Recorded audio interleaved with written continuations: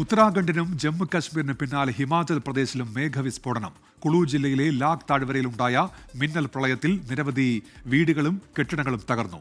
കിഷ്ത്വാർ മിന്നൽ പ്രളയത്തിൽ കാണാതായവരെ ജീവനോടെ കണ്ടെത്തുക അസാധ്യമെന്ന് ജമ്മു കശ്മീർ മുഖ്യമന്ത്രി ഒമർ അബ്ദുള്ള പറഞ്ഞു. പുലർച്ചെ 1:30 മേഘവിസ്ഫോടനം. മലവെള്ളപ്പാച്ചിലിൽ വ്യാപകമായി കൃഷി നശിച്ചു. ആളപായം റിപ്പോർട്ട് ചെയ്തിട്ടില്ല. സംസ്ഥാനത്ത് 2 ദേശീയപാതകൾ ഉൾപ്പെടെ 389 റോഡുകൾ അടച്ചിട്ടിരിക്കുകയാണ്.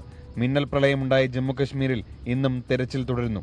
കഴിയുന്നത്ര മൃതദേഹങ്ങൾ കണ്ടെടുത്ത് ബന്ധുക്കൾക്ക് കൈമാറാനാണ് ശ്രമമെന്ന് മുഖ്യമന്ത്രി ഒമർ അബ്ദുള്ള. जितने ज़्यादा लोगों के हम डेड बॉडीज रिट्रीव करके कम से कम उनके घर वालों को दे सकें ताकि वो सही तरीके से उनके अंतिम संस्कार जो हैं वो कर सकें, ये हमारी कोशिश रहेगी. യമുന നദിയിൽ ജലനിരപ്പ് അപകടനിലയ്ക്ക് മുകളിലെത്തിയതോടെ ഡൽഹിയിൽ പ്രളയ മുന്നറിയിപ്പ് നൽകി.